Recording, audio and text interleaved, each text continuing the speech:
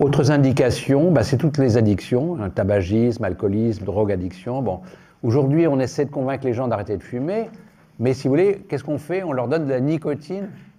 Bon, ce qui est utile. En effet, les grands fumeurs, ils ont une dépendance à la nicotine, c'est indéniable, mais c'est en fait, le tabac, c'est une pluri-addiction.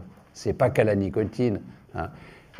Les gens, ils utilisent le tabac comme antidépresseur. Ça augmente le débit cérébral sanguin, comme anxiolytique, comme sérotoninergique. Pourquoi le tabac est sérotoninergique? Parce qu'il détache, il augmente le flux d'acide gras libre, et le flux d'acide gras libre détache du tryptophane de l'albumine. Okay. Donc, si vous voulez, c'est le même phénomène, je ne l'ai pas réévoqué, mais d'accumulation de graisse dans le ventre. Quand on accumule de la graisse dans le ventre, cette graisse se métabolise beaucoup plus vite que la graisse du tissu adipeux, sous-cutané. Et donc, vous avez un flux d'acide gras libre dans la veine cave inférieure, et ce flux d'acide gras libre détache du tryptophane de l'albumine. Donc, le fait d'avoir un gros ventre a un impact sur l'humeur, sur l'équilibre personnel. Okay. Et donc, il faut savoir, dans toutes ces indications, donner aux gens des bonnes drogues qui remplacent leurs drogues destructrices, que ce soit le tabac, l'alcool, le gros ventre. Tout ça, c'est des façons dont les gens inconsciemment s'équilibrent parce qu'ils ne sont pas au courant qu'il y a d'autres façons de s'équilibrer. Donc, c'est une sorte de rééducation. On leur donne des outils qu'ils peuvent s'approprier pour s'équilibrer autrement que par des drogues autodestructrices. Voilà. Et puis donc, c'est impossible de faire détox sans pratiquement ce profil sérotoninergique dysfonctionnel.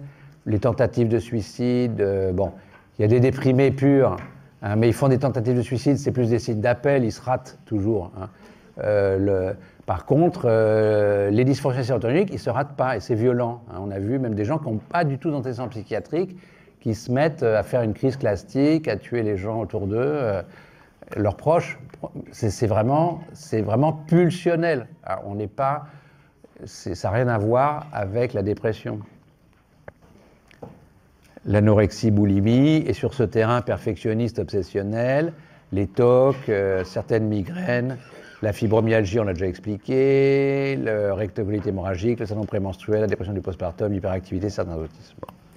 Donc c'est extrêmement utile, c'est un protocole qui vous sera très utile parce que tous les jours dans vos consultations, vous avez forcément cette composante qui apparaît pure ou associée à ces pathologies corollaires.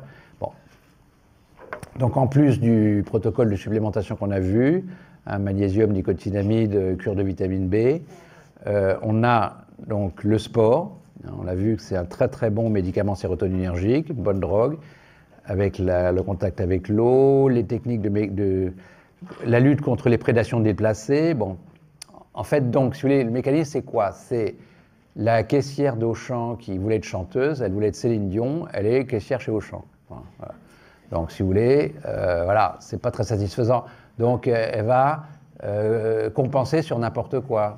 Elle va fumer, elle va acheter des petits colliers, elle n'en a pas besoin, mais bon, tous les jours, des achats compulsifs. C'est facile, si vous voulez, c'est beaucoup plus facile de fumer une cigarette, de bouffer n'importe quoi ou d'acheter n'importe quoi que de se réaliser. Donc, si vous voulez, c'est ça le problème de la prédation déplacée. Donc, il faut aider les gens à accepter qu'ils ne soient pas ce qu'ils veulent, mais les orienter vers la réalisation concrète.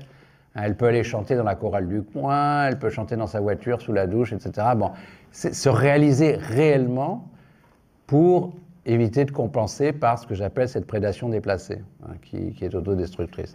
Et ça, c'est un problème général. Regardez le nombre de gens qui changent de vie aujourd'hui. Vous avez un trader de New York qui devient humoriste, parce que bon, tout à coup, ils ont une crise, ils se rendent compte qu'ils n'étaient pas dans leur vraie vie. Et bon, donc, si vous voulez, je pense qu'il y a malheureusement beaucoup de gens qui font des métiers qui ne sont pas leur vocation. Et ça, c'est la porte ouverte, avec toutes les sollicitations qu'il y a aujourd'hui, à consommer n'importe quoi de manière compulsive en remplacement de ces frustrations profondes.